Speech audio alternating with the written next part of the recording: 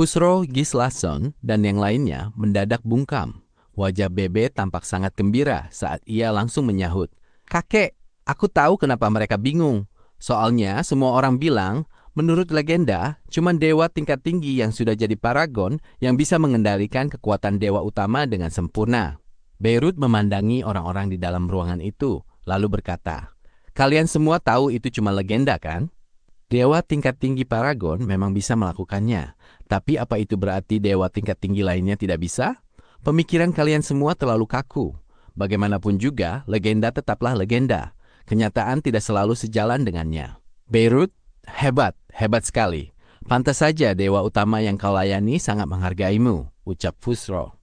Pada umumnya, para utusan hanyalah bawahan bagi dewa utama mereka. Kematian seorang utusan dewa utama hanya berarti sang dewa utama tinggal mencari pengganti yang baru.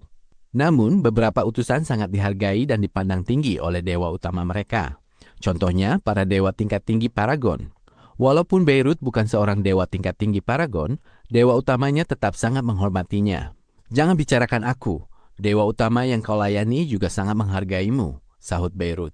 Mendengar itu, Fusro pun ikut tertawa. Dewa utama elemen api itu pernah mengujinya secara langsung, mulai dari serangan fisik, serangan spiritual, hingga aspek lainnya. Baru pada saat-saat terakhir sang dewa utama elemen api mengungkap jati dirinya. Bagi seorang dewa utama, menurunkan derajat untuk bertarung dengan Fusro membuktikan bahwa ia tidak menganggap Fusro sebagai bidak catur biasa. Saat Fusro dan Beirut mengobrol, keempat patriark dan para tetua hanya berdiri mendengarkan tanpa berani menyela. Bagaimanapun, keduanya sama-sama utusan dewa utama. Beirut menoleh sekilas ke arah Linley, lalu berkata kepada Gislason dan yang lainnya, "Sudah cukup. Kalian tidak perlu terus berkerumun di kamar ini. Linley dan istrinya pasti butuh waktu untuk bicara berdua. Kalian bisa keluar sekarang." Baru saat itulah Gislason dan yang lainnya tersadar, lalu bergegas mengangguk. "Penguasa prefektur, istri Linley akhirnya sembuh berkat kehadiranmu. Malam ini, klan 4 binatang ilahi kami ingin mengadakan perjamuan untuk merayakan kesembuhannya sekaligus menyambut kedatanganmu. Bagaimana menurutmu?" ucap Gislason. "Baiklah kalau begitu, malam ini utus saja seseorang untuk menjemputku." "Sekarang aku mau mengobrol dulu dengan Bebe," sahut Beirut sambil mengusap kepala Bebe. Bebe hanya memiringkan kepalanya, langsung menghindar. "Penguasa prefektur." Tiba-tiba sebuah suara yang jernih terdengar. "Ada sesuatu yang ingin aku mohon kepadamu." "Adik!" Gislason bergegas memperingatkannya lewat indera ilahi. "Ayo kita segera pergi." Gislason tahu betul, karena Beirut sudah meminta mereka keluar. Tidak sopan jika mereka tetap bertahan di sana. Beirut mengernyit tidak senang. Ia menoleh dan melihat bahwa orang yang berbicara adalah tetua agung klan Naga Biru. Dengan nada serius, wanita itu berkata, "Penguasa prefektur, selain istri Linley, ada beberapa orang lain yang juga pingsan dan kondisi mereka sama persis dengannya. Aku ingin tahu, apakah Anda bersedia membantu mereka juga?" Beirut mendengus dingin. Alis hitamnya yang tebal langsung menegang, dan tatapannya menjadi sedingin es saat menatap wanita itu. "Adik!" Gislason ikut membentak. Tatapan Beirut menghunus tajam ke arah tetua agung. "Konyol sekali. Menyelamatkan seseorang itu menghabiskan kekuatan dewa utama, menguras energiku sendiri. Gampang sekali kau bicara.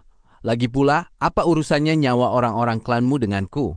Kalau pakai jalan pikiranmu, setiap kali ada orang yang terluka atau terancam bahaya di seluruh alam infernal, aku, Beirut, harus datang menyelamatkan mereka." Melihat Beirut mengamuk, para pemimpin klan dan tetua dari klan 4 binatang ilahi langsung panik. Satu-satunya alasan klan 4 binatang ilahi bisa bertahan hidup di pegunungan Skyride ini adalah karena perlindungan Beirut. Jika Beirut berhenti membantu, seluruh klan 4 binatang ilahi pasti akan hancur lebur di bawah gempuran gabungan musuh-musuh mereka. Menghadapi kemarahan Beirut, tetua agung tidak berani bersuara lagi. "Penguasa prefektur, aku minta maaf. Adikku hanya terlalu mengkhawatirkan anggota klannya," ucap Gislason penuh sesal, lalu segera memimpin yang lain untuk pergi. "Beirut, kemarahanmu tadi membuat tetua wanita itu ketakutan sampai tidak berani berkutik." "Ya ampun, Beirut, kau kan bisa menolaknya baik-baik. Kenapa harus semarah itu?" ujar Fusro. Wajah Beirut pun kembali tenang dan dihiasi senyum ramah seperti biasanya.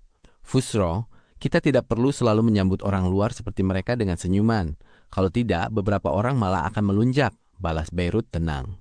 Beirut bukanlah tipe orang yang berhati lembut. Dalam pertempuran di benua Yulan, tak peduli berapa banyak orang yang tewas, Beirut tidak peduli sama sekali. Baginya, hidup dan mati hanyalah bagian dari hukum alam. Semua orang pada akhirnya akan mati. Secara teori, para dewa memang bisa hidup abadi. Namun, di seluruh alam infernal, tak terhitung banyaknya para dewa yang tewas dalam pertempuran setiap harinya. Jika mereka tidak punya hubungan apa-apa dengannya, untuk apa ia harus peduli dan ikut campur? Kakek, ayo kita kembali, ajak Bebe. Beirut mengangguk. Benar, kita malah mengganggu Linley dan istrinya. Sambil menggenggam tangan Delia, Linley berucap penuh rasa terima kasih kepada Beirut. Lord Beirut, aku benar-benar berterima kasih. Beirut telah menyelamatkan Delia kali ini, padahal tidak ada yang bisa Linley lakukan untuk membalas kebaikan tersebut. Beirut menimpali. Baiklah, aku tidak akan mengganggu kalian berdua lagi. Beirut segera mengajak Fusro dan Bebe pergi, meninggalkan Linley dan Delia berdua saja di dalam kamar. Di dalam kamar itu, Linley mulai menceritakan semua kejadian beberapa hari terakhir ini kepada Delia secara perlahan. Delia hanya duduk mendengarkan. Meski Linley berbicara dengan sangat tenang, Delia bisa merasakan ketakutan dan keputusasaan mendalam yang sempat dialami suaminya, serta luapan kegembiraan saat harapan kembali muncul dari keputusasaan tersebut. Delia, kalau Lord Beirut tidak menyelamatkanmu waktu itu, aku benar-benar tidak bisa membayangkan bagaimana masa depanku setelah kau tiada, ucap Linley lirih. Berlatih? Untuk apa? Walaupun aku jadi kuat, apa gunanya? Tanpamu, sekuat apapun aku, semua itu tidak ada artinya. Bagi Linley, kehilangan Delia akan membuat masa depannya gelap gulita. Ia tidak akan punya harapan maupun motivasi lagi untuk hidup. Mendengar kata-kata itu, mata Delia berkaca-kaca. Ia langsung merentangkan tangan dan memeluk Linley erat-erat. Linley, jangan bicara begitu lagi. Aku sudah sembuh sekarang, aku baik-baik saja, ucapnya. Linley mengusap wajah Delia lalu mengangguk. Kau baik-baik saja. Delia, aku tidak pernah merasa sebahagia dan sebersemangat ini sebelumnya. Saat melihatmu membuka mata dan binar di matamu kembali, rasanya seluruh tubuhku dialiri kekuatan hidup yang baru. Demi kau, demi anak kita, aku akan terus berjuang keras untuk meningkatkan kemampuanku dan menjadi kuat. Linley menatap Delia dalam-dalam. Selama kau ada di sisiku, aku tidak takut pada apapun. Air mata mulai mengalir di pipi Delia saat mendengar itu. Tetapi wajahnya dihiasi senyum penuh kepuasan dan kebahagiaan. Linley mengulurkan tangan, dan sebutir kekuatan dewa utama elemen air pun muncul. Delia, seandainya sejak awal aku memberikan ini kepadamu, kau tidak akan terancam bahaya.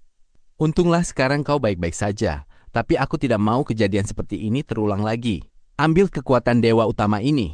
Linley, jangan! Delia langsung menolak begitu melihat kekuatan dewa utama tersebut. Ambil!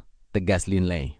Delia, setelah kejadian ini, aku sadar kalau ada kalanya aku tidak bisa melindungimu.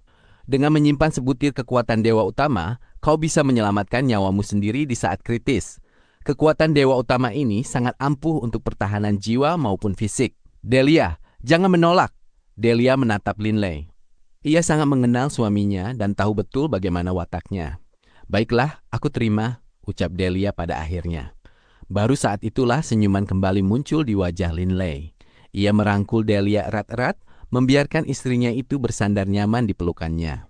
Seseorang baru akan lebih menghargai sesuatu setelah sempat kehilangannya.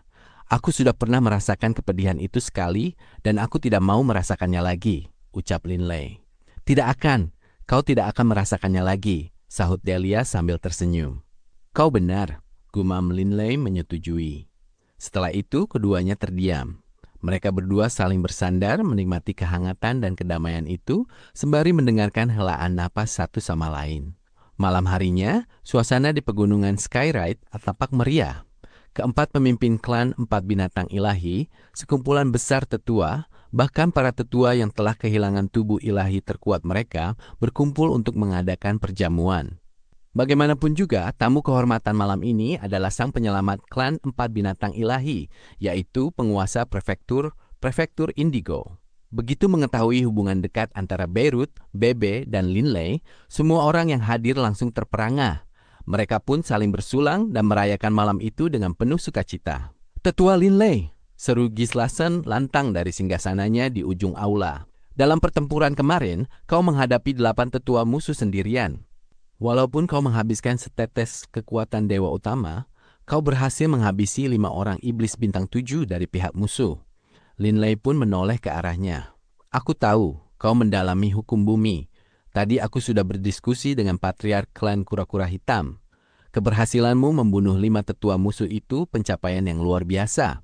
Oleh karena itu, klan memutuskan untuk menghadiahkan 2 tetes kekuatan dewa utama kepadamu. Sebutir kekuatan dewa utama elemen air dan sebutir kekuatan dewa utama elemen bumi, lanjut Gislason. Linley, kalau kau memadukan kekuatan dewa utama elemen bumi ini dengan teknik ruang gravitasimu, kekuatannya pasti akan jauh lebih dahsyat, sahut sebuah suara berat yang bergemuruh. Suara itu berasal dari patriark kura-kura hitam. Linley segera bangkit berdiri dan berjalan ke tengah aula.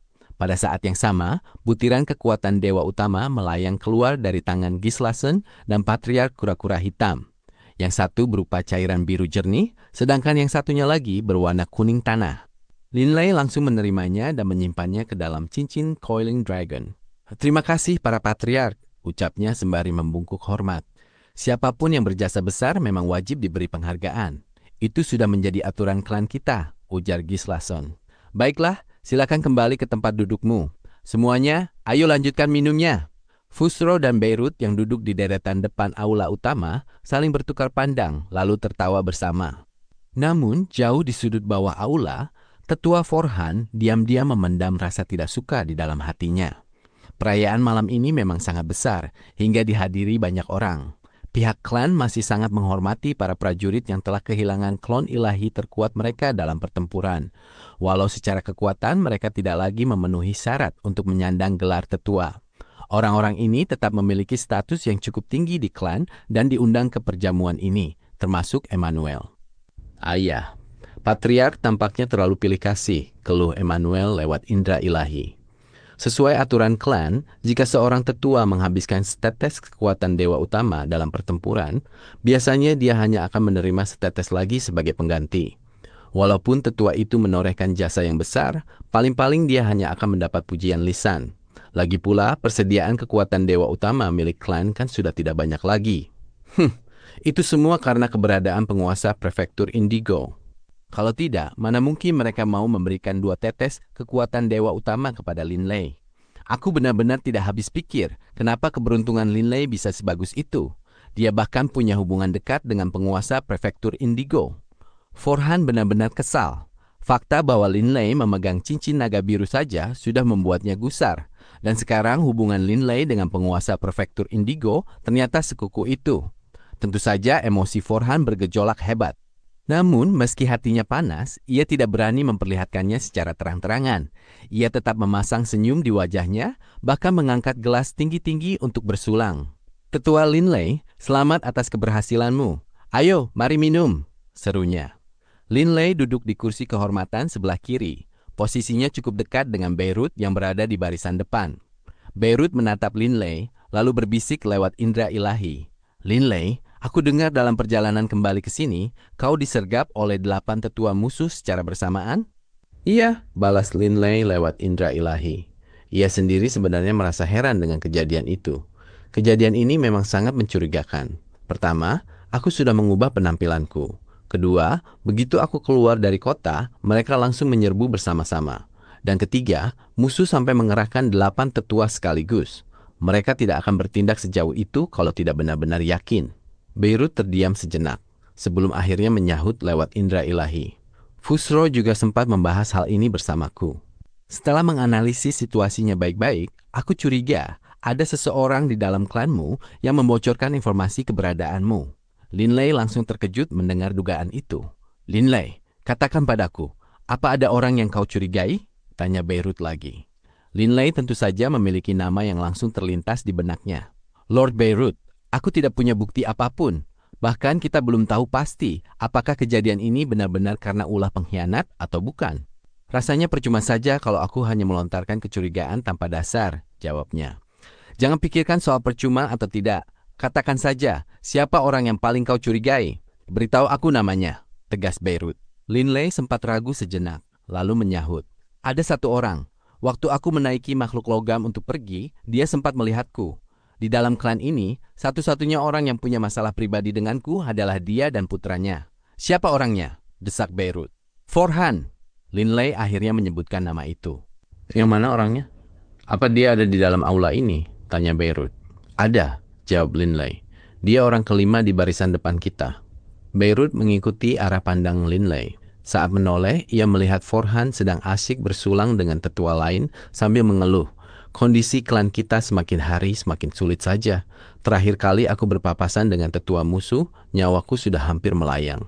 Oh, orang yang berambut emas itu? Tanya Beirut sekali lagi. Benar, orang itu. Apa sebenarnya yang ingin dilakukan Lord Beirut? Linley merasa bingung mengenai apakah klan mereka memiliki pengkhianat dan apakah Forhan adalah pengkhianatnya. Sama sekali tidak ada bukti nyata. Mengapa Lord Beirut mengajukan begitu banyak pertanyaan?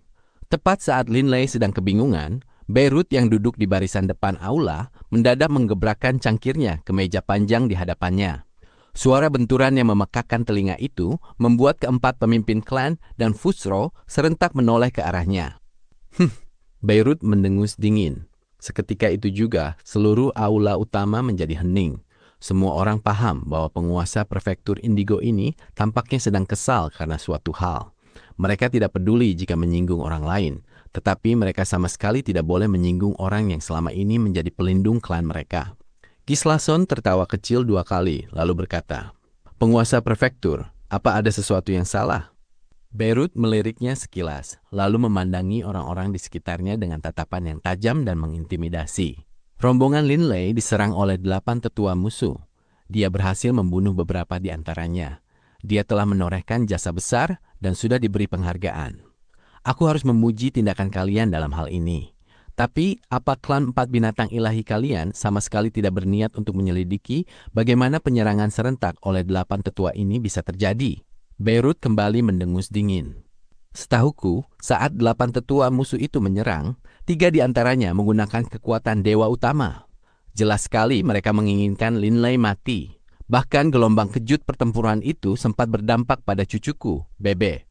Untungnya, aku sudah lama menempatkan sebuah artefak ilahi pelindung jiwa untuknya, sehingga dia bisa menahan bintik-bintik cahaya hijau itu. Kalau tidak, nasibnya pasti akan sama seperti Delia. Kejadian sebesar ini, tapi klan kalian tidak menyelidikinya. Beirut mendengus gusar, lalu terdiam. Begitu kata-kata itu diucapkan, seluruh tetua di dalam aula mulai saling berbisik secara rahasia melalui indera ilahi. Bahkan keempat pemimpin klan yang duduk di barisan depan pun mulai berdiskusi. Menurut pandangan mereka, alasan sebenarnya mengapa Beirut begitu marah kemungkinan besar karena Bebe ikut terkena dampaknya. Meskipun Bebe tidak terluka, Beirut jelas merasa terusik oleh kejadian ini. Keempat pemimpin klan sangat memaklumi hal tersebut. Matriark Burung Vermilion segera berkata penuh sesal, "Penguasa prefektur, kami juga merasa pasti ada konspirasi di balik serangan 8 tetua itu. Kalau tidak, mana mungkin ke-8 tetua itu mendadak muncul begitu rombongan Linley meninggalkan kota Mir. Tapi tidak ada cara untuk menyelidikinya." Beirut menyahut dengan tenang. "Sederhana saja, klan kalian memiliki pengkhianat." Ucapan itu seketika membuat seluruh aula menjadi gempar dan riuh. Forhan sangat terkejut hingga bulu kuduknya meremang. Jantungnya berdegup kencang, tetapi ia segera menenangkan diri. "Tidak apa-apa, ini pasti aman. Selain aku, tidak ada satu orang pun yang tahu kalau aku yang memberitahu 8 klan itu. Kalau aku tidak mengaku, siapa yang bakal tahu? Walaupun Linley mencurigaiku, apa dia punya bukti?" Pikiran Forhan langsung memantapkan diri pada satu keyakinan. Apapun yang terjadi, ia bukanlah pengkhianat itu. Namun seperti kata pepatah, seorang pencuri pasti akan selalu merasa gelisah. Forhan tahu tidak ada orang lain yang mengetahuinya, tetapi ia tetap merasa cukup tegang. "Ayah, apa menurutmu benar-benar ada pengkhianat?" Emmanuel bertanya kepada Forhan lewat indera ilahi juga. Mungkin saja memang ada pengkhianat, namun ada kemungkinan juga kalau 8 klan besar itu benar-benar punya cara untuk melacak keberadaan Linley dengan jelas, balas Forhan pura-pura tenang. Aula utama berada dalam kondisi kacau. Para tetua semuanya tercengang. Sementara itu, Linley sendiri merasa sangat kaget. Ia tidak tahu harus berkata apa. Ia sama sekali tidak punya bukti, tetapi Beirut malah bertindak sejauh ini. Meski begitu, bagi Linley, perangai Beirut memang selalu berbeda dari orang kebanyakan. Linley, apa memang benar ada pengkhianat? Tanya Delia melalui indera ilahi. Kemungkinan besar iya, balas Linley. Siapa? Apa si Forhan itu? Delia ikut melirik ke arah Forhan. Saat memikirkan tentang siapa yang mungkin menjadi pengkhianat, orang pertama yang terlintas di benak Delia juga adalah Forhan. Kalau memang ada pengkhianat, hampir 100% orangnya adalah dia, jawab Linley. Baru sekarang Gislason yang duduk di barisan depan aula bergegas menanggapi. Penguasa prefektur, kau bilang ada pengkhianat. Apa kau punya buktinya? Tentu saja aku punya, sahut Beirut sambil tertawa tenang. Aula itu seketika kembali gempar. Bahkan Linley pun ikut tertegun. Dia punya bukti? Bahkan Linley sendiri tidak tahu bukti apa yang dimaksud. Bukti? Forhan yang duduk di bawah merasa sangat kaget. Mustahil. Sama sekali mustahil. Klon ilahiku mengirimkan pesan itu setelah mengubah wujud. Jelas tidak akan ada seorang pun yang tahu tentang masalah ini, gumamnya dalam hati. Apa buktinya? Tanya Gislason segera. Jika memang ada pengkhianat yang mengkhianati klan, penguasa prefektur tidak perlu khawatir. Tidak peduli siapa orangnya, klan 4 binatang ilahi kami akan menghancurkan semua tubuhnya tanpa menyisakan satu pun. Perkataan Gislason terdengar tegas dan penuh tekad. Benar, orang itu harus dieksekusi, timpal Patriark Harimau Putih dengan sengit. Penguasa prefektur, apa buktinya? Tanya Matriark Burung Vermilion. Semua orang di dalam aula menoleh menatap Beirut, sementara Linley dan Forhan juga menatap Beirut. Mereka semua penasaran apa sebenarnya bukti itu. Aku tidak bisa mengatakannya, aku tidak bisa mengatakannya, sahut Beirut sambil tertawa tenang. Semua orang seketika melongo. Penguasa prefektur, apa maksudmu? Gislason dan yang lainnya kebingungan, dan Linley juga mengernyit heran. Tidak ada gunanya aku mengatakannya. Cuma ada 2 orang yang tahu tentang hal ini. Pertama adalah aku, dan yang kedua adalah seorang dewa utama. Apa kalian pikir seorang dewa utama mau datang untuk menjadi saksi dalam urusan seperti ini? Mengenai detailnya, ini melibatkan beberapa rahasia dewa utama. Aku tidak berani membocorkannya. Semua orang dibuat tercengang. Linley juga ikut linglung. Bagaimana bisa seorang dewa utama ikut terseret dalam masalah ini? Penguasa prefektur, apa itu berarti Anda tidak bisa memberikan bukti apapun? Suara tetua agung menggema di dalam aula.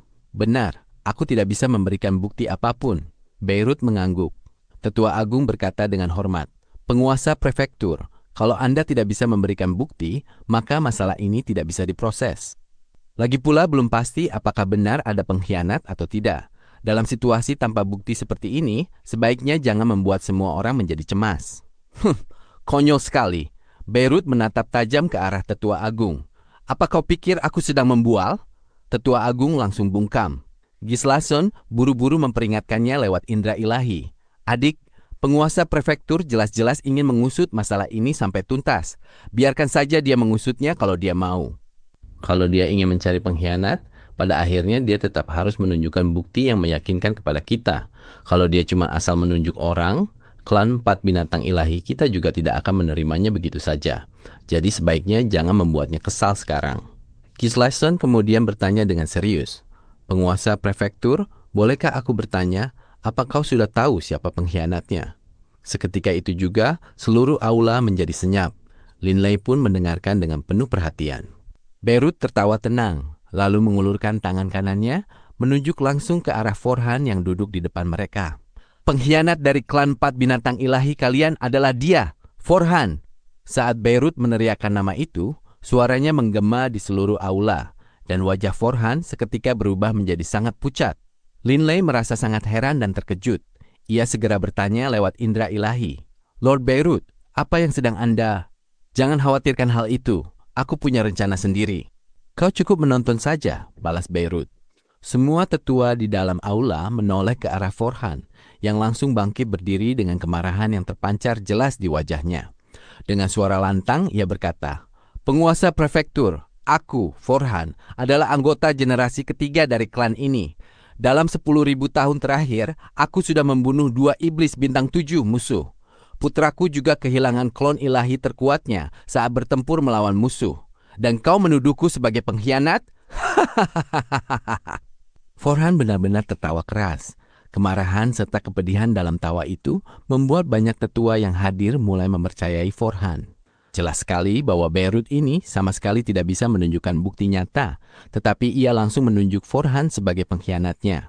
Jika itu adalah anggota klan junior atau anggota yang baru saja bergabung, para tetua mungkin akan mempercayainya. Namun, ini adalah Forhan, putra dari tetua agung. Mereka tidak percaya Forhan akan mengkhianati klan. Tetua agung ikut berdiri, matanya di balik topeng perak memancarkan kemarahan yang meluap-luap. Dengan suara tajam, ia berkata, "Penguasa prefektur, Forhan adalah putraku. Selama bertahun-tahun yang tak terhitung jumlahnya, aku selalu memahaminya dengan sangat baik.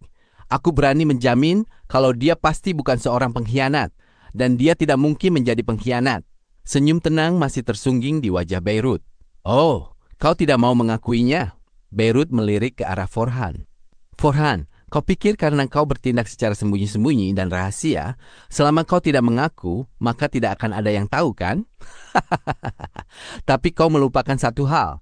Sama sekali tidak ada cara bagimu untuk menyadari kapan seorang dewa utama sedang mengawasimu." Jantung Forhan seketika berdegup kencang. Apa mungkin seorang dewa utama mengetahui semua hal yang aku lakukan? Mustahil, mustahil. Bagaimana mungkin ada kebetulan seperti itu? Forhan berulang kali mencoba meyakinkan dirinya sendiri. Namun di permukaan, Forhan tetap mengangkat kepalanya dengan bangga dan berkata dengan tegas, "Penguasa prefektur, aku, Forhan, berani bersumpah bahwa aku pasti tidak pernah mengkhianati klan. Tidak akan pernah. Aku tidak mau membuang-buang kata," sahut Beirut sambil memandangnya. "Kau yakin kalau kau tidak bersalah kan?" Forhan mendongak bangga, lalu mengangguk. "Tentu saja." Beirut mengangguk pelan. "Kalau begitu bagus. Jika kau memang tidak bersalah, jangan melawan. Aku akan menggunakan teknik hipnotis kepadamu. Saat berada di bawah pengaruh hipnotis, kau akan mengatakan yang sebenarnya kepada semua orang." Linley akhirnya mengerti apa yang direncanakan oleh Beirut. Bagaimanapun juga, Forhan adalah seorang iblis bintang 7, dan di antara para tetua pun dia termasuk yang paling kuat. Selain itu, dia juga anggota klan Naga Biru yang memiliki cahaya biru bawaan untuk melindungi jiwanya. Kemungkinan besar Lord Beirut sendiri tidak akan mampu menghipnotisnya jika dia menolak. Menghipnotis seorang iblis bintang 7 sangatlah sulit, apalagi seorang iblis bintang 7 yang juga memiliki kemampuan bawaan berupa cahaya biru pelindung jiwa. Jumlah orang di seluruh alam infernal yang mampu menghipnotisnya mungkin bisa dihitung dengan jari sebelah tangan. Forhan menggeram murka. "Penguasa prefektur, aku bukan pengkhianat. Kau bahkan ingin aku menjalani hipnotis. Walaupun kau adalah sosok yang tinggi dan agung, penguasa prefektur, aku berani bilang kalau kau sudah keterlaluan dalam menindas orang lain." "Lancang!" bentak Gislason. Brak! Forhan mengambil langkah besar ke depan dan langsung berlutut. Forhan berkata dengan gusar, "Patriark, dalam situasi seperti ini, tidak ada lagi yang perlu aku katakan untuk membela diri. Penguasa prefektur menodai nama baikku adalah satu hal, tetapi dia bahkan ingin menghipnotisku dan memintaku untuk tidak melawan. Aku, Forhan, adalah seorang tetua dari klan 4 binatang ilahi yang perkasa. Aku juga seorang iblis bintang 7. Aku tidak akan menerima penghinaan seperti ini." Forhan mendongakkan kepalanya dengan bangga. "Patriark, jika kau takut pada kekuatan dan otoritas penguasa prefektur, maka hari ini aku, Forhan, akan mengabulkan keinginan penguasa prefektur dan menerima kematian. Penguasa prefektur boleh berbuat sesuka hatinya dan mengeksekusiku jika dia mau. Tapi kau, Beirut, meskipun kau adalah penguasa prefektur, meskipun kau telah menunjukkan kebaikan yang besar kepada klan kami, aku menolak untuk membiarkan kau menghinaku lebih jauh. Bahkan jika kau membunuhku, aku tidak akan membiarkan kau menodai kehormatanku." Forhan memejamkan matanya. "Kalau kau ingin membunuhku, lakukan saja," ucapnya. Seketika itu juga, para tetua di aula mulai saling berkomunikasi melalui indera ilahi. "Forhan, terima saja hipnotisnya. Begitu waktunya tiba, penguasa prefektur tentu akan tahu kalau kau tidak bersalah," ujar Gislason. "Aku sudah cukup menerima banyak penghinaan. Menjalani hipnotis tanpa melawan?" Air mata Forhan mulai berlinang, dan ia berkata dengan suara melengking, "Patriark, saat leluhur masih hidup, siapa yang berani memperlakukan seorang tetua klan kita dengan cara seperti ini?" Kalimat itu menusuk langsung ke dalam hati cukup banyak tetua yang hadir. Saat para leluhur masih hidup, klan 4 binatang ilahi bahkan tidak akan terlalu menganggap penting para asura di alam infernal. Tawa Beirut menggema di aula utama. Lalu ia bangkit berdiri dan melangkah turun. Kalau kau mau membunuhku, bunuh saja, ucap Forhan sambil memejamkan mata, tetap berlutut di sana dengan raut kemarahan dan kesedihan yang mendalam. Penguasa prefektur potong Gislason buru-buru. Beirut terus melangkah keluar dari aula sambil tertawa tenang. Bocah, kemampuan aktingmu lumayan juga. Baiklah, hari ini aku tidak akan memaksa kau untuk mati. Kau bilang aku menodai reputasimu? Kalau begitu, aku akan membiarkan kau hidup beberapa bulan lagi, dan dalam beberapa bulan ke depan, aku ingin tahu apa lagi yang bisa kau katakan untuk membela dirimu. Setelah menyelesaikan kalimatnya, Beirut mengibaskan jubahnya, lalu melangkah keluar. Aku, Forhan, bukan pengkhianat. Beberapa bulan dari sekarang, aku tetap bukan seorang pengkhianat. Forhan masih berlutut di sana, tetapi kepalanya tetap terangkat tinggi. Kepergian Beirut yang mendadak membuat suasana perjamuan menjadi agak canggung, hingga pesta perayaan itu berakhir jauh lebih awal. Patriark Gislason dan para pemimpin klan lainnya segera berpamitan kepada Fusro, Bebe, dan Linley. Tak lama kemudian, rombongan Linley pun ikut meninggalkan tempat itu. Sebagian besar tetua sudah pergi, sementara Forhan masih berdiri diam di aula utama. Forhan! Sebuah suara terdengar dingin dan tajam. Forhan mendongak. Tetua Agung sedang melangkah mendekatinya sambil menatapnya dengan pandangan jernih. Melalui indera ilahi, ia bertanya, Forhan, apakah kedelapan tetua musuh itu pergi membunuh Linley karena ulahmu? Tidak. Forhan sama sekali tidak ragu. Ibu, aku pasti bukan pengkhianat. Ibu harus percaya kepadaku. Tetua Agung menatapnya lekat-lekat. Namun, karena Forhan sudah bertekad untuk bersandiwara, mana mungkin ia membiarkan ibunya melihat ada sesuatu yang salah. Ketegangan pada wajah Tetua Agung tampak sedikit mereda. Dengan suara yang agak melunak, ia berkata, Baiklah, aku percaya padamu. Selama kau bukan pengkhianatnya, klan tidak akan membiarkan orang luar membunuhmu. Setelah mengatakan itu, Tetua Agung pun pergi. Di dalam aula bawah tanah yang dingin dan suram itu, Forhan tinggal seorang diri. Melihat dari perkataan Beirut, sepertinya dia benar-benar yakin kalau akulah pengkhianatnya. Mungkinkah seorang dewa utama benar-benar sedang mengawasi? Tapi, meskipun para dewa utama begitu tinggi dan agung, mereka tetap punya kepribadian dan sifat tersendiri seperti manusia. Mereka juga sering bepergian kemana-mana. Jangan-jangan salah satu dari mereka memang mengetahuinya. Forhan terus menenungkannya tanpa henti. Masa bodoh dewa utama tahu atau tidak? Mana mungkin seorang dewa utama yang perkasa mau turun tangan langsung dalam urusan sepele seperti ini? Selama aku terus menegaskan kalau aku bukan pengkhianat, maka aku memang bukan pengkhianat. Forhan hanya perlu melakukan satu hal, menyangkalnya apapun yang terjadi. Di sebuah ngarai di pegunungan Skyride, Beirut tidak menempati tempat tinggal yang telah disediakan oleh klan 4 binatang ilahi. Ia justru memilih untuk tinggal di ngarai tersebut, bertetangga dengan Linley dan Bebe. Di dalam ruang tamu Linley, tampak Linley, Bebe, Fusro, dan Beirut sedang duduk bersama. Sementara Delia berada di luar menemani Wade kecil. Kakek, karena kakek dan dewa utama sudah tahu segalanya dan tahu kalau Forhan adalah pengkhianatnya, bunuh saja dia langsung. Sejak awal aku tidak pernah menyukai Forhan itu. Linley tertawa.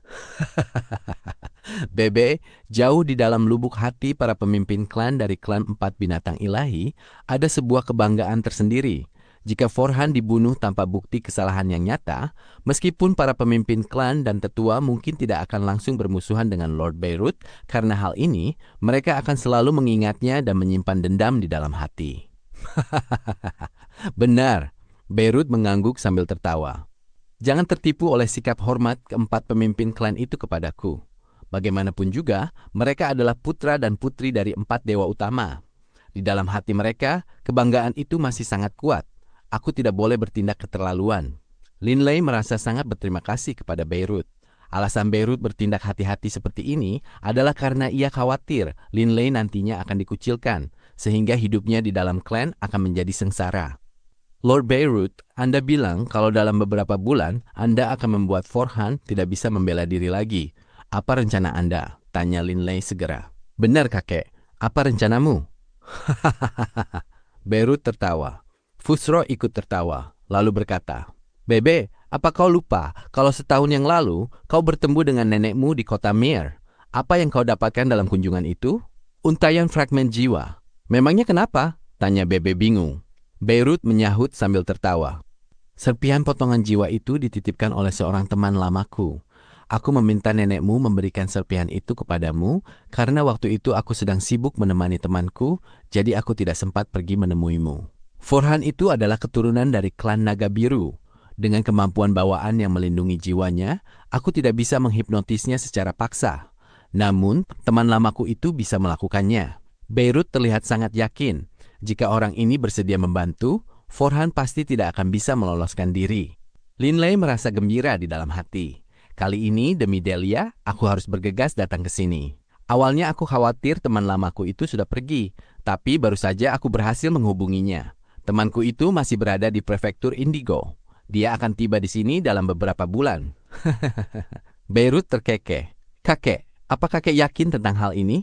Bebe bertanya, agak khawatir. Forhan kan memiliki perlindungan dari kemampuan bawaannya. Sangat yakin, sahut Beirut. Mendengar itu, Linley merasa sangat gembira. Tetapi di saat yang sama, ia mendesah dalam hati. Teman-teman seorang ahli puncak seperti Lord Beirut, ternyata semuanya juga merupakan ahli puncak.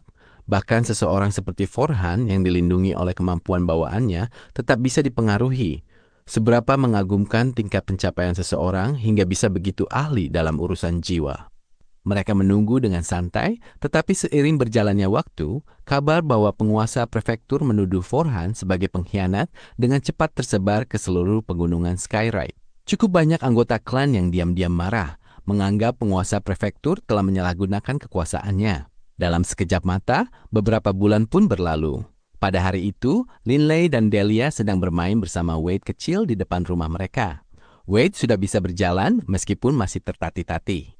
Sambil memegangi putranya, Delia tiba-tiba berkata, "Linley, kabar tentang kejadian waktu itu sudah tersebar cukup luas. Bahkan orang-orang di ngarai kita pun mengetahuinya. Baru saja saat aku membawa Wade jalan-jalan, aku mendengar anggota klan dari cabang lain di ngarai kita bilang kalau penguasa prefektur Indigo telah memfitnah tetua Forhan. Namun tentu saja, ada juga yang berkata kalau alasan Forhan menolak dihipnotis adalah karena dia merasa takut akibat bersalah. Meski begitu, tampaknya sebagian besar orang lebih mendukung Forhan. Jangan khawatirkan hal itu.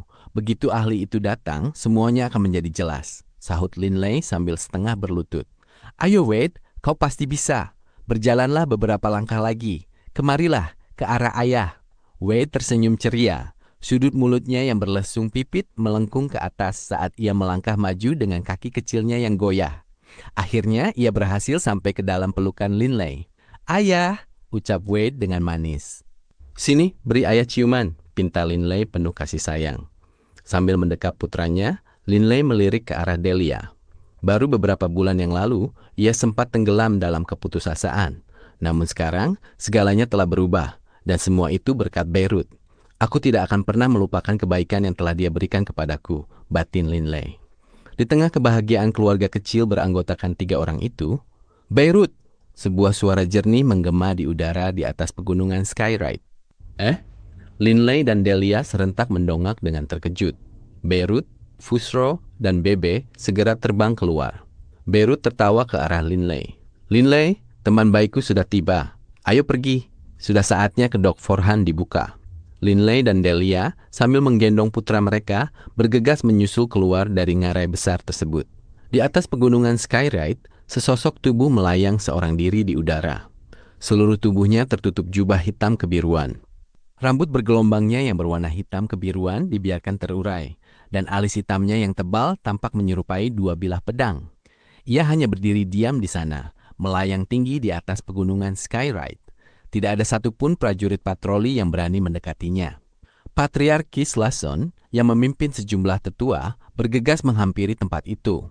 Patriark, orang asing ini tiba-tiba terbang ke sana, meneriakkan nama Beirut, lalu berdiri diam tanpa bergerak sedikit pun. Kami berniat mengusirnya. Tapi semua saudara kami yang mendekatinya langsung kehilangan kesadaran dan jatuh ke tanah. Mereka baru sadar kembali setelah terhempas ke bawah. Memimpin prajurit patroli segera melapor. Mendengar hal itu, Gislason langsung mengenyitkan dahi. Ia segera terbang mendekat dan berkata dengan suara lantang, "Aku adalah Patriark Gislason dari klan Naga Biru. Bolehkah aku tahu siapa kau?" Baru saat itulah orang asing itu membuka matanya. melirik ke arah Gislason yang sedang mendekat. Jantung Gislason langsung berdegup kencang secara tiba-tiba. Ia merasa seolah-olah di dalam mata pria asing itu terdapat sepasang ular ilusi. "Gislason?" ucap pria asing itu tenang. "Aku sedang menunggu Beirut." Gislason mengernyit. Meskipun orang di hadapannya ini sangat kuat, Gislason tidak merasa gentar. Pertahanan jiwa adalah keunggulannya. Lagi pula, ia memiliki sebuah artefak dewa utama pelindung jiwa yang utuh tanpa cacat sedikit pun. "Kalau begitu, silakan beristirahat di tempatku selagi kita menunggu penguasa prefektur," ucap Gislason sambil tertawa. "Tidak perlu," sahut pria asing itu. "Dunnington, kau agak lambat." Sebuah tawa keras menggema, dan sosok Beirut muncul di kejauhan. Hanya dalam sekejap, ia sudah tiba di lokasi. Sementara itu, Linley dan Bebe juga ikut terbang menyusul dari belakang. Pria asing itu mulai tertawa dan langsung melangkah maju untuk menyambutnya. Linley dan Delia ikut terbang mendekat. Mereka tidak bisa menahan diri untuk mengamati orang ini baik-baik. Namun, saat Linley menatapnya, ia merasa seolah-olah rambut bergelombang milik orang asing ini telah berubah menjadi ular-ular kecil yang tak terhitung jumlahnya. Linley terperangah. Perasaan yang sangat aneh, gumamnya dalam hati. "Penguasa prefektur, apakah ini Dunnington? Dunnington sang legenda dari Laut Chaotic?" tanya Gislason seolah tak percaya. Alam infernal memiliki cukup banyak sosok legendaris yang bahkan orang seperti Gislason pun hanya pernah mendengarnya tanpa sempat bertemu langsung. Mengenai Dunnington ini, di alam infernal ia merupakan sosok legenda yang setingkat dengan Beirut atau bahkan mungkin telah melampauinya. "Benar," Beirut tertawa. "Temanku ini adalah ahli nomor 1 di Laut Chaotic, selain Chaotic Sea Sovereign, Dunnington. Alam infernal terbagi menjadi 5 benua dan 2 lautan. Laut Chaotic merupakan wilayah terbesar dengan jumlah ahli terbanyak. Nama Dunnington selama bertahun-tahun yang tak terhitung jumlahnya selalu menggema di seluruh alam infernal. Kekuatan terbesar Dunnington terletak pada ketentuan kematian. Masing-masing dari 7 hukum elemen punya keistimewaan dan rahasia tersendiri, yang semuanya terbagi dengan jelas sehingga dapat dipadukan secara gamblang. Namun, 4 ketentuan sangatlah berbeda. 4 ketentuan tidak memiliki misteri mendalam yang spesifik. Mengenai apakah seseorang telah cukup menguasainya untuk menjadi dewa tingkat menengah atau dewa tingkat tinggi, hukum alam itu sendiri yang akan menilainya. Tidak ada yang bisa memastikan apakah Dunnington sudah mencapai tahap seorang paragon atau belum. Namun, jika berbicara mengenai siapa di seluruh alam infernal dengan pencapaian paling mengagumkan dalam urusan jiwa, sebagian besar orang pasti akan menyebut nama Dunnington. Ia adalah sosok dengan kekuatan yang sangat luar biasa dan mengerikan. Untuk menggambarkan kekuatan Beirut, orang bisa menggunakan ungkapan bangkit secara mendadak yang merujuk pada caranya membuktikan kekuatannya melalui pertempuran berdarah. Sementara itu, kekuatan Dunnington telah diakui secara luas melalui ujian yang tak terhitung jumlahnya selama bertahun-tahun yang panjang. Banyak orang percaya bahwa Dunnington telah mencapai puncak tertinggi kekuatan dalam ketentuan kematian dan telah menjadi seorang paragon. Tentu saja, Dunnington sendiri tidak pernah menceritakannya kepada siapapun. Dan tidak ada cara bagi orang lain untuk benar-benar memastikannya. "Gislason, atur agar Forhan segera dicari dan dibawa ke sini," ujar Beirut sambil tertawa. Gislason sudah bisa menebak apa yang sedang terjadi, tetapi ia tetap memerintahkan bawahannya untuk membawa Forhan kemari. Beirut dan Dunnington terbang bersama secara berdampingan, sementara Gislason, Fusro, Linley, Bebe, dan Delia mengikuti mereka dari belakang. Fusro, Dunnington ini, sosok nomor 1 di Laut Chaotic selain dewa utama. Apakah dia sangat kuat? Tanya Linley melalui indera ilahi. Linley sendiri memang belum terlalu lama berlatih, jadi ia sama sekali tidak tahu tentang beberapa sosok legendaris di alam infernal. "Apa kau sedang bercanda?" balas Fusro melalui indera ilahi. "Dunnington ini kemungkinan besar adalah seorang paragon. Menurutmu sendiri, apakah dia kuat?" Linley sangat terkejut. Ia tanpa sadar mengamati Dunnington lebih dekat lagi. Sambil terbang, rambut panjang bergelombang berwarna hitam kebiruan milik Dunnington melambai santai tertiup angin. Tetapi hal itu memberikan kesan yang sangat aneh, seolah-olah setiap helai rambutnya telah berubah menjadi seekor ular panjang atau anak panah es. Mengerikan sekali. Saat menatap Dunnington, Linley merasakan kepalanya menjadi pusing. "Bos, aku terus merasa seolah-olah jubah yang dikenakan Dunnington sebenarnya adalah monster laut dalam yang aneh. Aneh sekali, ucap Bebe melalui indera ilahi. Ternyata bukan hanya Linley saja yang merasakan hal-hal aneh saat memandangi Dunnington. Di dalam aula utama kediaman Patriarki Slasson, semua orang mulai duduk. Linley mendongak, melihat ke arah luar. Tetua Agung tampak sedang melangkah masuk. "Kakak, siapa orang yang tadi berteriak-teriak mencari penguasa prefektur?" tanyanya. Gislason bangkit berdiri, lalu memperkenalkan, "Adikku, pria ini adalah Tuan Dunnington dari Laut Chaotic." Tetua Agung tampak terkejut. "Tuan Dunnington," sapanya ramah. Mereka memanggil Beirut dengan sebutan penguasa prefektur karena mereka merasa berutang budi atas kebaikannya. Sedangkan untuk orang lain, meskipun kekuatannya setara dengan Beirut, paling-paling mereka hanya akan menyapanya dengan sebutan Tuan. Tepat setelah Tetua Agung duduk, suara langkah kaki terdengar dari arah luar. "Akhirnya mereka datang juga," Beirut tertawa. "Yang mana orangnya?" tanya Dunnington tenang. "Yang berambut kuning itu," sahut Beirut. Forhan dan beberapa tetua lainnya melangkah masuk bersama-sama.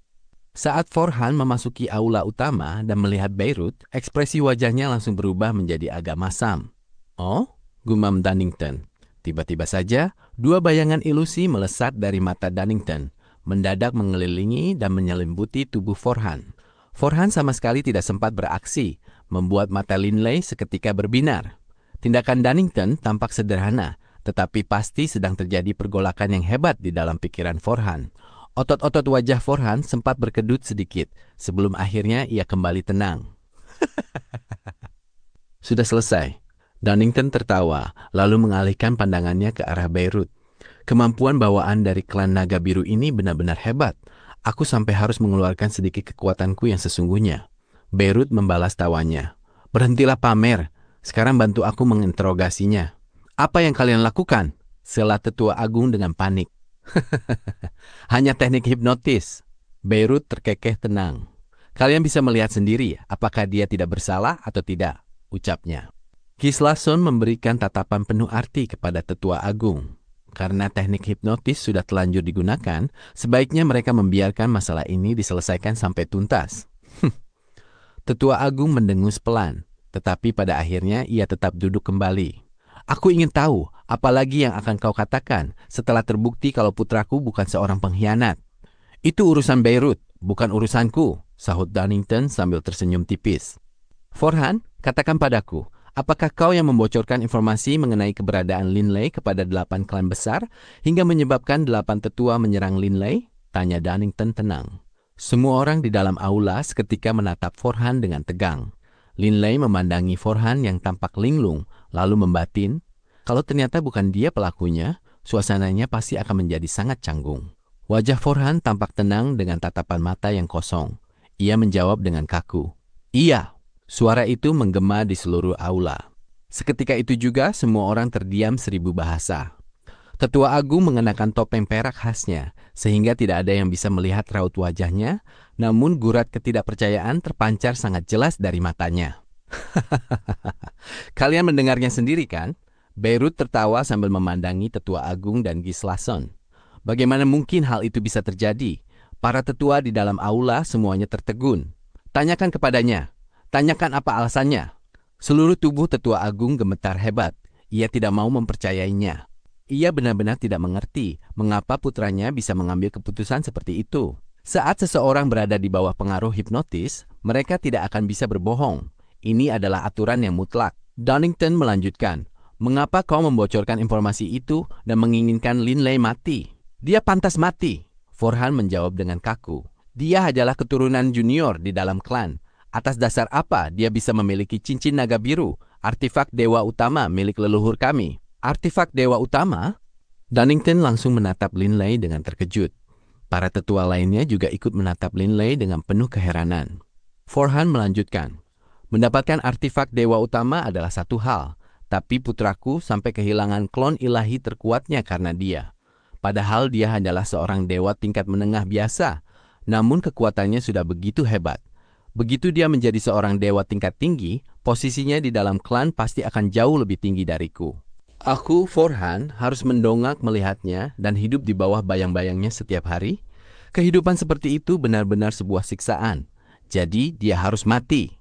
Dewa tingkat menengah cukup banyak, tetua di dalam aula yang memandangi Linley dengan penuh keterkejutan.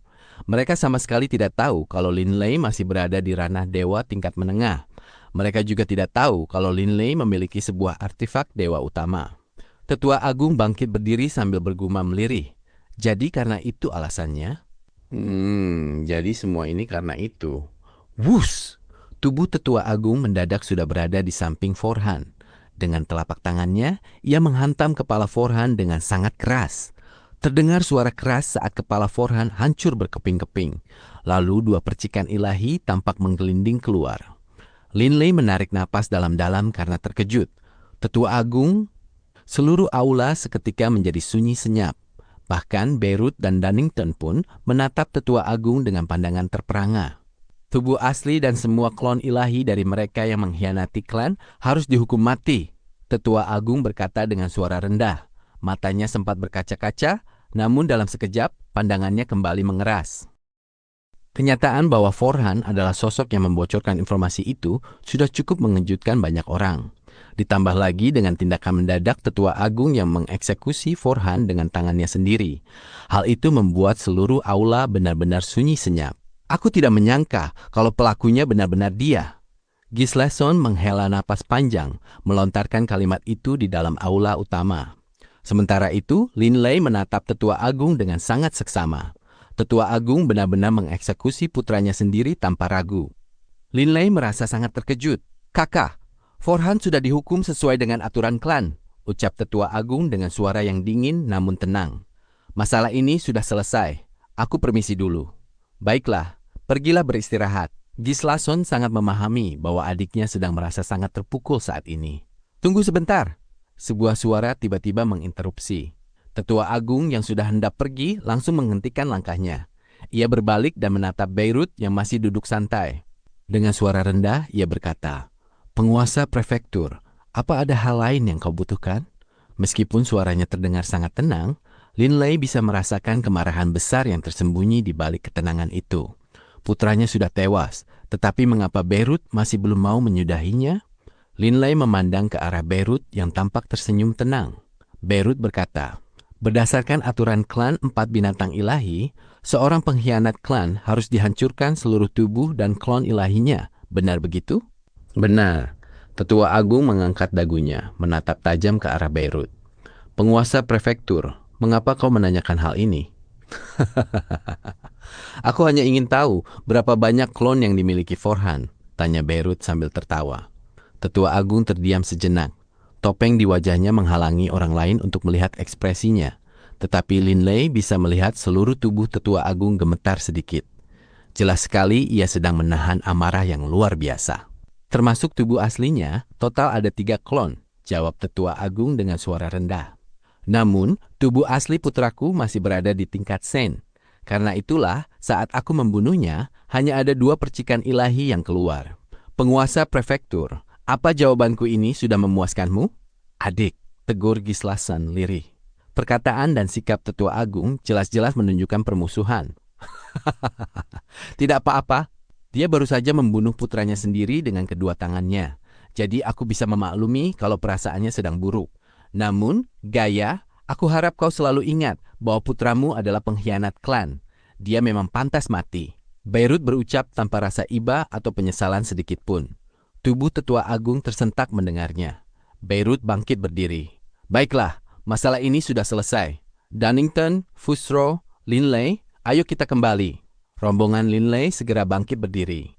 Saat berjalan melewati mayat yang bersimbah darah itu, Beirut meliriknya sekilas, lalu berkata dengan tenang, "Segera bersihkan mayat ini, sungguh merusak pemandangan." Usai berbicara, Beirut melangkah pergi, diikuti oleh Dunnington dan yang lainnya. Sebelum melangkah keluar, Linley sempat menoleh ke arah Tetua Agung. Wanita itu hanya mengibaskan tangannya, dan mayat di lantai seketika berubah menjadi abu. "Ayo pergi, aku benar-benar tidak menyangka kalau Forhan ternyata seorang pengkhianat." Para tetua melangkah pergi dengan kesal.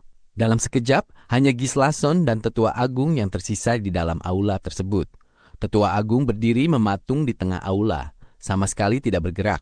"Adikku, Forhan adalah pengkhianat klan. Dia memang pantas mati." Gislason berjalan menghampiri lalu menepuk pundak Tetua Agung. Begitu seseorang dicap sebagai pengkhianat, anggota klan empat binatang ilahi lainnya pasti akan mencibirnya. Walaupun Forhan sudah tewas, tidak ada satu orang pun yang merasa iba kepadanya. Aku tahu, suara tetua agung terdengar sangat lirih, namun hatiku tetap terasa hancur. Baiklah kakak, aku pulang dulu. Tetua agung tidak mengucapkan sepatah kata pun lagi. Ia berbalik dan segera pergi. Putranya telah menjadi pengkhianat klan dan tewas di tangannya sendiri. Di seluruh pegunungan Skyride, mungkin tetua agunglah sosok yang paling terluka akibat skandal Forhan ini. Linley dan yang lainnya terbang turun memasuki ngarai mereka. Mantap, Bebe tertawa lepas. Sejak awal aku memang tidak pernah menyukai pasangan ayah dan anak itu. Mereka sudah mengincar cincin milik bos sejak pertama kali bertemu, dan aku juga sudah lama mencurigai mereka terkait masalah ini. Ternyata pelakunya memang mereka. Kematian yang sangat memuaskan, benar-benar memuaskan. Linley ikut tertawa. Ia sendiri sebenarnya mencurigai Forhan, tetapi ia tidak memiliki bukti yang cukup kuat. Namun, mengapa Lord Beirut berani bertindak sejauh itu? Apakah Lord Beirut tidak khawatir kalau saja Forhan ternyata salah dituduh? Bagaimana cara Lord Beirut membereskan situasinya jika hal itu sampai terjadi? Linley terus memikirkan kejanggalan itu sepanjang jalan. Beirut, Dunnington, Fusrow, dan Linley kemudian duduk mengitari meja batu di dalam rumah Linley. Linley sempat ragu sejenak sebelum akhirnya memutuskan untuk mengutarakan rasa penasarannya. Lord Beirut, bagaimana Anda bisa begitu yakin kalau Forhan adalah pengkhianatnya? Beirut menatapnya dengan tatapan jenaka. Bukankah kau sendiri yang mengatakannya kepadaku? Ucapnya. Aku bilang waktu itu aku tidak punya bukti apa-apa, hanya kecurigaan belaka, sahut Linley. Dunnington yang duduk di dekat mereka langsung tertawa terbahak-bahak, seolah baru saja mendengar lelucon yang sangat lucu. Linley hanya bisa melongo bingung. Apanya yang lucu? Bebe yang berada di sampingnya ikut menyahut. Kakek, apa kakek benar-benar sudah tahu masalah ini sejak awal dari seorang dewa utama? Mana mungkin aku tahu sejak awal. Beirut tertawa. Kalau aku tahu sejak awal, aku pasti sudah mengutus seseorang untuk memperingatkan Linley sejak lama. Sebenarnya sebelum hari ini, aku pun tidak sepenuhnya yakin. Linley tercengang. Tapi Lord Beirut, Anda bahkan sampai mengundang Dunnington kemari dan melakukan hipnotis paksa. Kalau ternyata Forhan bukan pengkhianatnya, bukankah hal itu akan sangat memalukan? Dunnington kembali tertawa terpingkal-pingkal sambil melirik Beirut. Beirut, berhentilah menjahili Linley. Biar aku saja yang menceritakannya. Dunnington pun segera membeberkan kenyataan yang sebenarnya, sementara Linley mendengarkannya dengan seksama. Lord Beirutmu ini sama sekali tidak tahu apakah Forhan memang pengkhianatnya atau bukan. Karena itulah dia mengundangku kemari. Begitu aku menghipnotis Forhan, hal pertama yang kulakukan adalah memeriksa ingatannya dengan cepat. Normalnya, ingatan seorang dewa tidak akan bisa diperiksa begitu saja oleh orang lain. Namun, begitu seseorang sudah terhipnotis dan kehilangan seluruh kemampuannya untuk melawan, sosok mengerikan seperti Dunnington bisa dengan mudah menggeledah seluruh isi ingatan orang tersebut. Hanya butuh sekejap untuk memeriksa ingatannya, dan aku langsung tahu kalau dia memang pengkhianatnya. Dunnington tertawa. Lalu bagaimana kalau ternyata bukan dia? Tanya Bebe penasaran. Linley pun ikut menatap Dunnington dengan penuh tanda tanya. Kalau bukan dia? Gampang sekali. Aku tinggal mengembalikan kesadaran Forhan saat itu juga. Dunnington melirik Beirut sekilas. Setelah itu, aku hanya perlu melontarkan beberapa kalimat pujian, seperti, klan naga biru benar-benar luar biasa, bahkan aku pun tidak mampu menghipnotisnya secara paksa. Penjelasan Dunnington membuat Linley, Delia, dan Bebe benar-benar terperangah. Memang benar, saat seseorang dihipnotis, mereka akan kehilangan kesadaran. Jika Dunnington berhasil menghipnotisnya, ia bisa langsung mengembalikan kesadaran Forhan setelah selesai memeriksa ingatannya. Bahkan, Forhan sendiri hanya akan merasa kepalanya sedikit pusing dalam sekejap, tanpa menyadari hal lainnya. Hebat sekali, batin Linley kagum. Jika Forhan ternyata bukan pengkhianatnya, Dunnington tinggal berbohong dan mengaku gagal menghipnotisnya. Hasil akhirnya, Gislason, Tetua Agung dan yang lainnya justru akan merasa sangat bangga karena seorang ahli puncak sekaliber Dunnington pun tidak mampu menembus pertahanan jiwa seorang tetua klan mereka. Ini benar-benar rencana yang luar biasa cerdik, puji Bebe ikut kagum. Cerdik apanya? Sahut Dunnington sambil mengusap janggutnya. Kalau Forhan benar-benar bukan pengkhianatnya, reputasiku yang akan menjadi taruhannya. Jangan khawatir, Beirut tertawa. Reputasimu tidak akan terpengaruh sedikit pun. Bahkan jika kau secara terbuka mengaku tidak bisa menghipnotis Forhan, orang-orang hanya akan menganggap kemampuan bawaan klan Naga Biru sangat luar biasa, bukan menganggapmu lemah. Dunnington mengangkat alisnya sambil terkekeh. Kedikdayaannya telah diakui secara luas setelah melewati pertempuran hebat yang mengguncang dunia. Sebagai ahli nomor 1 di Laut Chaotic selain Dewa Utama, siapa yang berani meremehkannya? Linley, Bebe, ucap Beirut tiba-tiba. Setelah kejadian ini, meskipun Tetua Agung tidak bisa membela diri lagi, hatinya pasti merasa sangat kesal. Menurutku, sebaiknya kalian meninggalkan pegunungan Skyride dan ikut ke tempatku. Linley seketika menoleh ke arah Delia. Bagus sekali, seru Bebe gembira. Pegunungan Skyride agak membosankan. Aku bahkan belum pernah berkunjung ke kediaman penguasa prefektur milik kakek. Aku ingin pergi ke sana dan bersenang-senang. Delia, bagaimana menurutmu? Tanya Linley melalui indera ilahi. Delia menatap Wade yang berada di pelukannya, lalu membalas melalui indera ilahi. Wade masih sangat kecil. Sebaiknya kita tidak membuatnya kelelahan dengan membawanya bepergian kemana-mana. Begitu Wade sudah bisa mengurus dirinya sendiri, kita bisa pergi menjelajah lagi. Benar, Linley mengangguk. Setelah berdiskusi melalui indera ilahi, Linley akhirnya mengambil keputusan. Bos, apa kau mau ikut? Tanya Bebe melalui indera ilahi. Linley tertawa lalu menggelengkan kepala. Lord Beirut, Bebe, aku tidak akan pergi untuk saat ini. Wade masih terlalu kecil, lagi pula tinggal di Ngarai bersama Delia dan anggota lain dari cabang Yulan membuat hidup kami terasa cukup nyaman. Mengenai apa yang akan dilakukan Tetua Agung, aku tidak akan pergi ke Ngarai Bloodbath. Bahkan jika dia tidak senang, apa yang bisa dia lakukan?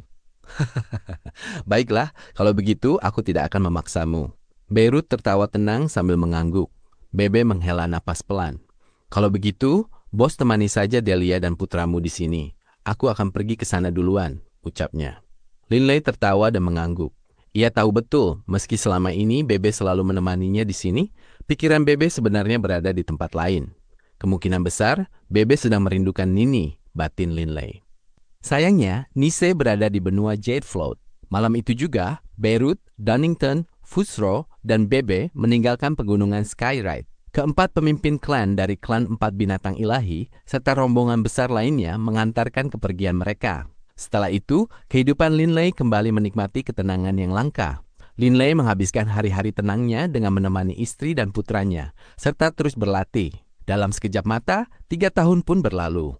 Linley sedang berada di dalam kamarnya sambil membaca buku, sementara keempat klon ilahinya tengah fokus berlatih. Ayah, saljunya tebal sekali. Cepat kemari dan lihat. Tiba-tiba sebuah suara yang nyaring dan jernih menggema di dalam ruangan. Mendengarnya, Linley tersenyum lebar lalu berdiri dan melangkah keluar. Seorang bocah laki-laki yang menggemaskan sedang asik meraup salju di halaman luar, ditemani oleh Delia yang sedang bermain bersamanya. Ayah, lihat, ini manusia salju buatan Wade. Saat melihat Linley keluar, Wade langsung berlari menghampirinya. Sambil berlari, ia melompat ke udara dan langsung menerjang ke pelukan Linley. Ayah, manusia saljunya ada di sebelah sana. Lihat. Wajah mungil Wade tampak merona merah dan begitu lembut, seolah-olah kulitnya bisa mengeluarkan air jika dicubit perlahan. Linley sangat menyayangi Wade, berbeda jauh dengan saat ia berada di benua Yulan dulu.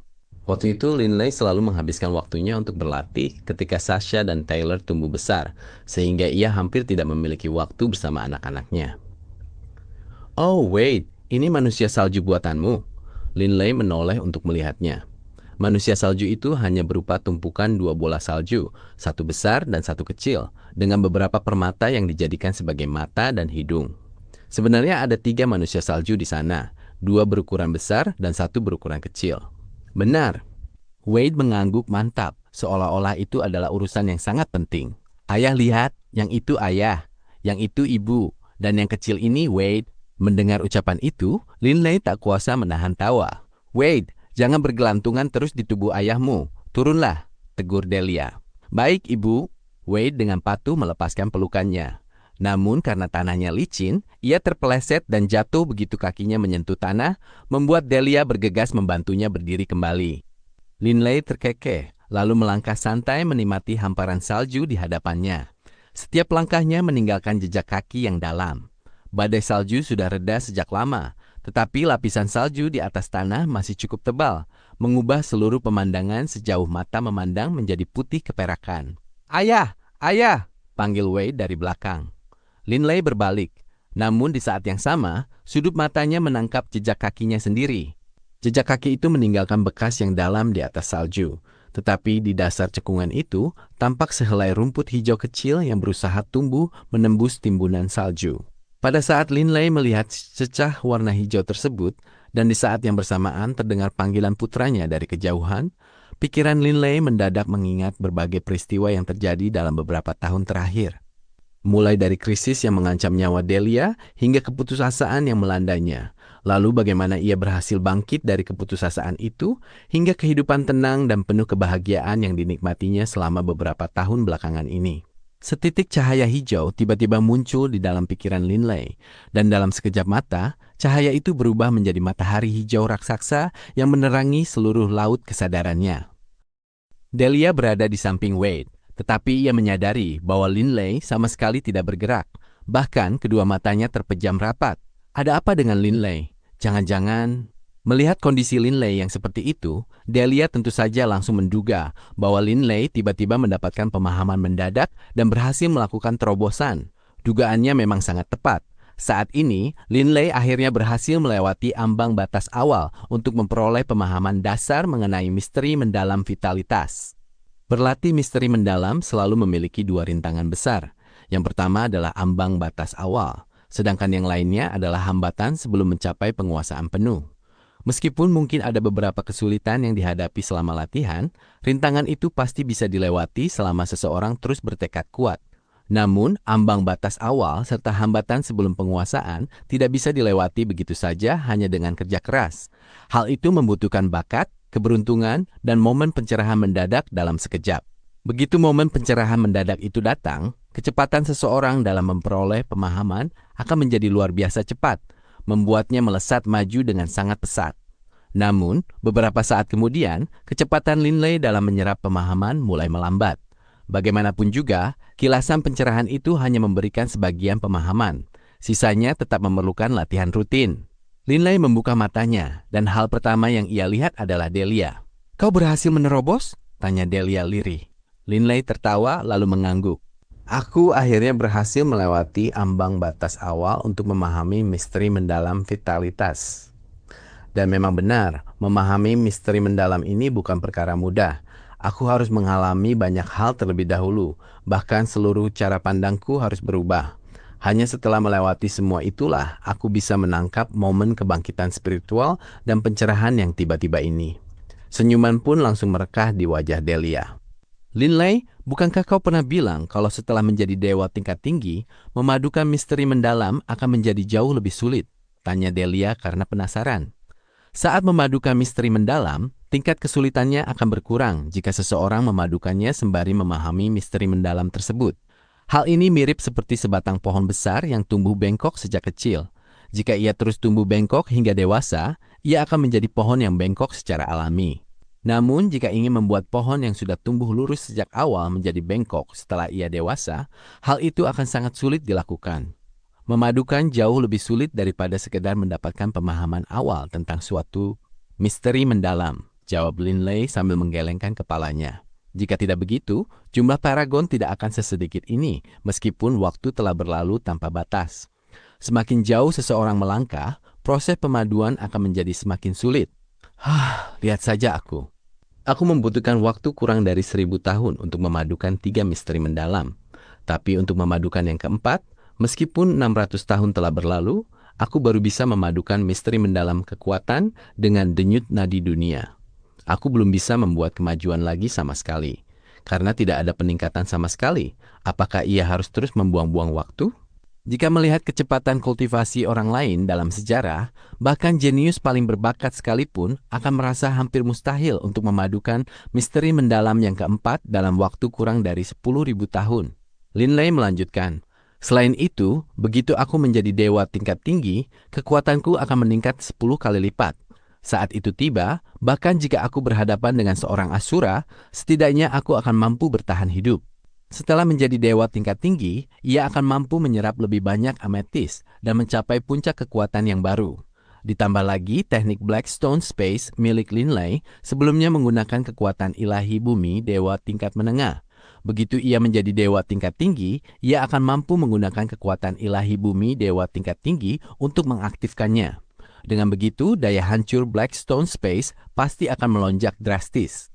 Saat Komandan Purgatory Raiskem menciptakan ruang gravitasi miliknya, ia juga memanfaatkan kekuatan ilahi bumi dewa tingkat tinggi. Begitu Linley menjadi dewa tingkat tinggi, efek spiritual chaos dari Blackstone Space juga akan menjadi 10 kali lipat lebih kuat. Daya tarik gravitasinya pun akan naik ke tingkat yang mengerikan.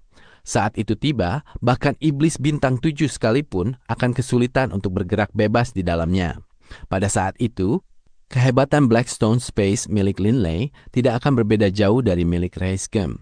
Selain itu, hanya setelah menjadi dewa tingkat tinggi, aku bisa memiliki harapan untuk memperbaiki cincin Coiling Dragon. Linley menghela napas. Meskipun energi spiritual bisa digunakan untuk memperbaikinya, bagaimanapun juga ini adalah artefak dewa utama pelindung jiwa. Energi spiritualku saat ini masih terlalu lemah. Begitu aku menjadi dewa tingkat tinggi, aku bisa mengandalkan ametis untuk memperkuat jiwaku hingga batas maksimal kekuatan spiritual seorang dewa tingkat tinggi. Walaupun aku belum bisa memperbaikinya secara total, setidaknya aku bisa mengembalikan sebagian dari kekuatannya. Sifat yang terlalu serakah hanya akan mendatangkan petaka, seperti seekor ular sanca yang nekat menelan seekor gajah. Akibatnya sudah pasti mengerikan. Saat ini, begitu Linley berhasil menjadi dewa tingkat tinggi, kekuatannya akan menjadi sangat dahsyat. Oleh karena itu, pilihan terbaik baginya adalah menjadi dewa tingkat tinggi secepat mungkin. Waktu mengalir bagai air, berlalu dalam keheningan tanpa suara. Linley terus berlatih dengan tenang di dalam ngarai, menapak maju selangkah demi selangkah. Sementara itu, Wade juga tumbuh besar hingga menjadi seorang pemuda dewasa. Ketika upacara 100 tahun tiba, Wade menjalani pembaptisan leluhur dan berhasil menjadi dewa tingkat rendah elemen air. Kekuatan Wade masih terlalu lemah. Di alam infernal, kekuatan seorang dewa tingkat rendah sama sekali tidak cukup untuk menjelajah sendirian. Meskipun Linley ingin Wade mengalami beberapa rintangan dan kesulitan hidup, ia tidak ingin putranya itu menyia-nyiakan nyawanya dengan konyol. Wade biasanya tetap tinggal di dalam pegunungan Skyride, melakukan latih tanding dengan para dewa lainnya. Lebih dari 1 abad telah berlalu sejak kematian Forhan. Namun, para petinggi klan 4 binatang ilahi merasakan tekanan yang luar biasa besar. Hal ini terjadi karena 8 klan besar musuh bertindak semakin kejam dan beringas, sementara klan 4 binatang ilahi telah kehilangan terlalu banyak tetua. Saat ini, di kediaman Patriark Gislason. "Patriark!" seru Garvey panik. "Kita tidak bisa membiarkan hal ini terus berlanjut. Jika situasi ini bertahan hingga 1000 tahun lagi, klan kita kemungkinan besar tidak akan memiliki iblis bintang 7 yang tersisa." Gislason memunggungi Garvey dan memilih untuk tetap diam. "Patriark!" desak Garvey cemas. "Kalau begitu, katakan padaku, apa yang harus kita lakukan?" sahut Gislason dengan suara rendah. Garvey ragu-ragu sejenak, lalu menjawab sambil menggertakkan giginya. "Patriark, perintahkan seluruh pasukan kita untuk ditarik mundur. Abaikan saja pasukan dari 8 klan besar dan patroli arogan mereka. Sebaiknya kita diam saja di dalam pegunungan Skyride dan mengumpulkan kekuatan kita kembali." Gislason kembali terbungkam dalam keheningan. Di masa lalu, betapa megahnya kejayaan klan 4 binatang ilahi. Nama besar mereka menggema di seluruh alam tinggi dan alam ilahi. Tidak ada satupun klan yang berani meremehkan mereka, bahkan nyawa para pemimpin klan biasa pun tidak lebih berharga daripada nyawa anggota biasa dari klan 4 binatang ilahi. Kehormatan klan benar-benar tidak boleh dinodai oleh siapapun. Selama bertahun-tahun yang tak terhitung jumlahnya, meskipun keturunan klan 4 binatang ilahi gugur dalam pertempuran, mereka tidak pernah sekalipun menundukkan kepala. Hal itu karena mereka semua paham bahwa jika mereka mati, klan pasti akan menuntut balas. Keturunan klan 4 binatang ilahi selalu dipenuhi dengan harga diri dan keangkuhan yang tinggi. Gislason berkata dengan suara rendah, "Membiarkan klan 4 binatang ilahi kita menundukkan kepala? Bersembunyi seperti kura-kura di dalam pegunungan Skyride dan tidak berani keluar? Garvey, kau tahu apa yang akan dikatakan orang-orang di luar sana tentang kita? Mereka akan bilang, bahwa klan 4 binatang ilahi kita telah dihajar habis-habisan oleh 8 klan besar, sampai kita bersembunyi ketakutan seperti kura-kura. Mereka akan menyebut kita sebagai sekelompok penakut. Aku sangat yakin 8 klan besar itu akan memutarbalikkan cerita seperti itu, lalu menyebarkan kabar ini ke seluruh alam infernal serta 3 alam tinggi lainnya. Bagi orang awam, jalan pikiran Gislason mungkin terasa konyol. Namun hal itu karena orang-orang biasa tidak pernah mencapai tingkat kedudukan setinggi Gislason. Bahkan di alam material sekalipun, manusia biasa rela mengorbankan nyawa demi kehormatan klan mereka, apalagi para dewa yang memiliki keabadian hidup. Bagi mereka, harga diri klan jauh lebih berharga daripada apapun. "Garvey, sebaiknya kau kembali dulu sekarang," ucap Gislason sambil menghela napas. "Patriark!" seru Garvey panik. "Aku bilang keluar!" Gislason membentak keras. Terkejut mendengarnya, Garvey tidak punya pilihan lain selain pergi dengan perasaan pasrah. Di dalam aula yang luas itu, kini hanya tersisa Gislason seorang diri. Kerutan terlihat jelas di wajahnya yang sedang merengut, sementara hatinya diselimbuti oleh rasa frustrasi yang mendalam. Ia tidak pernah menyangka bahwa pilar pelindung klan mereka yang sangat kokoh, yaitu para leluhur klan, semuanya telah tiada. Dengan gugurnya para leluhur, seluruh beban dan tekanan berat kini runtuh menimpa pundak klan mereka. Di dalam ngarai, Linley, Delia, dan Wade sedang menikmati makan bersama. Tentu saja, Wade sekarang telah berubah menjadi seorang pemuda tampan, bahkan sedikit lebih tinggi daripada Linley, meskipun tubuhnya agak lebih kurus. "Linley!" Sebuah suara tiba-tiba memanggil dari luar. Linley mendongak dan melihat bayangan Garvey muncul di udara sebelum mendarat. Menyaksikan keluarga Linley yang sedang makan bersama dengan penuh kebahagiaan, Garvey berujar sambil menghela napas. "Linley, kehidupanmu benar-benar terasa damai dan bebas dari beban pikiran." "Duduklah," sahut Linley sambil menunjuk kursi di hadapannya. "Kenapa? Apa kau sedang merasa tertekan karena urusan klan?" "Benar," jawab Garvey lalu duduk. "Paman Garvey," sapa Wade. Waktu berlalu dengan sangat cepat. Garvey tertawa dan mengangguk. "Linley, aku masih ingat lebih dari 100 tahun yang lalu saat kau menggendong Wade bersama Delia dan bergegas kembali kemari. Kejadian itu benar-benar menggemparkan seluruh klan." "Benar," Linley terkekeh dan mengangguk. "Omong-omong Garvey, apa yang sebenarnya terjadi di dalam klan?" Mendengar topik tersebut, Garvey berkata dengan nada pahit, "Baru hari ini ada satu lagi tetua klan kita yang kehilangan klon terkuatnya. Saat ini, klan kita, termasuk dirimu, Linley, hanya memiliki 17 tetua yang benar-benar memiliki kekuatan setingkat iblis bintang 7. Linley terkejut. Ia masih ingat betul ketika pertama kali menerima jabatan sebagai tetua, klan ini memiliki lebih dari 30 tetua. Namun sekarang, hanya tersisa 17 orang saja. Setelah mengetahui hal ini, aku merenung cukup lama, lalu pergi menemui Patriark. Aku menyarankan kepadanya agar memerintahkan para tetua untuk tidak lagi keluar bertempur, dan sebaiknya kita semua kembali berkumpul di pegunungan Skyride. Garvey jelas merasa sangat terpuruk karena terpaksa memberikan saran seperti itu. Bagaimanapun juga, ia sendiri juga sangat menjunjung tinggi kehormatan klannya, bukan? "Lalu apa tanggapan Patriark?" tanya Linley.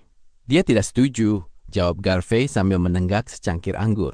"Setiap 10 tahun, bahkan terkadang hanya dalam beberapa tahun saja, klan kita selalu kehilangan tetua lagi.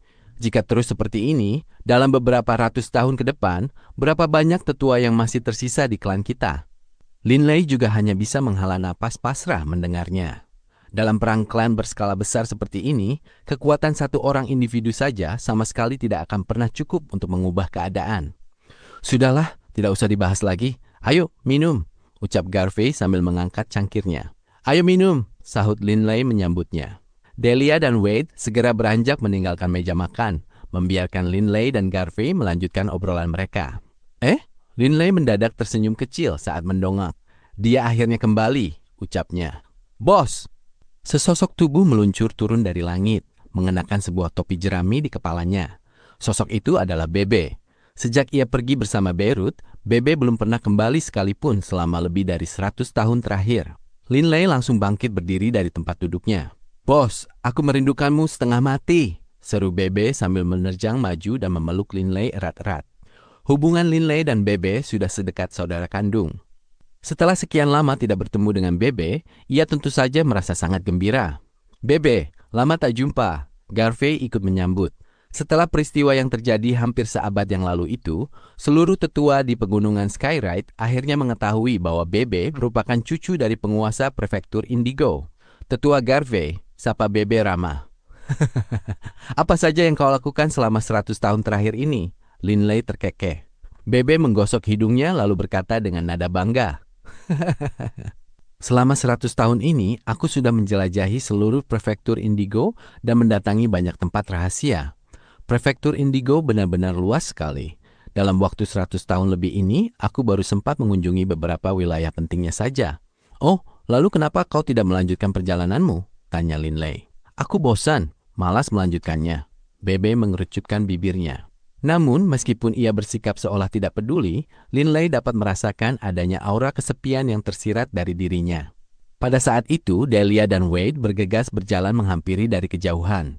Delia tertawa dan berkata, Bebe, sudah lama sekali sejak kau pergi. Lihat pemuda di sampingku ini. Apa kau masih mengenalinya? Pemuda di sampingmu? Bebe bingung. Ini Wade. Delia terkikik. Apa sekarang kau ingat? Ah, bocah kecil itu? Bebe seketika tertawa lebar. Linley memperhatikan Bebe yang langsung asik mengobrol akrab dengan Wade. Tetapi ia tetap bisa merasakan apa yang ada di dalam hati Bebe. Ia pun membatin. Bebe merasa terlalu kesepian. Begitu urusan klan ini selesai, aku akan segera menemani Bebe pergi ke benua Jade Float untuk mencari Nisse. Alam Infernal, benua Jade Float, prefektur Cold Calm, kota Bayfi. Di salah satu sudut jalanan kota Bayfi, seorang pria dan wanita tampak berjalan beriringan. Nini, aku sengaja mengajakmu keluar untuk jalan-jalan bersama. Tersenyumlah sedikit ya, bujuk si pria. Mereka berdua adalah Salomon dan adik perempuannya, Nisse. Sejak peristiwa mengerikan di kawasan gunung berapi waktu itu, Nisse percaya bahwa Bebe telah tewas setelah melompat ke dalam kolam magma emas tersebut. Kematian Bebe menjadi pukulan yang sangat berat bagi Nisse. Kejadian itu juga membuat sikapnya terhadap kakak kandungnya berubah drastis. Baiklah, sahut Nisse singkat tanpa ekspresi. Di dekat mereka, seorang pejalan kaki terdengar sedang asik mengobrol dengan temannya. Rekaman proyeksi sihir itu benar-benar seru. Sudah bertahun-tahun aku tidak melihat pertarungan para ahli puncak sehebat itu. Bayangkan saja, ada lebih dari 10 iblis bintang 7 yang terlibat, dan 6 diantaranya menggunakan kekuatan dewa utama. Apalagi tetua klan naga biru yang bernama Linley, dia membantai 5 iblis bintang 7 sendirian. Sangat mengerikan, ucap salah satu pejalan kaki itu. Pada tahun ketika Linley diserang oleh 8 tetua waktu itu, banyak orang yang mengabadikan jalannya pertempuran menggunakan kristal memori. Rekaman dari pertempuran dahsyat semacam itu tentu saja menyebar dengan sangat cepat ke berbagai tempat. Setelah keterlibatan Linley terkonfirmasi, namanya pun ikut melambung seiring dengan tersebarnya rekaman pertarungan tersebut. Dalam kurun waktu 100 tahun terakhir, berita itu akhirnya menyebar luas dari benua Blood Ridge hingga mencapai benua Jade Float. Mendengar percakapan tersebut, Salomon dan Nisse seketika tertegun. Linley? Gumam Nisse terkejut. Selama ini ia selalu mengira bahwa Linley dan Bebe sudah tewas. Apakah hanya orang yang memiliki nama yang sama? Linley? 6 orang menggunakan kekuatan dewa utama? Salomon pun ikut terkejut.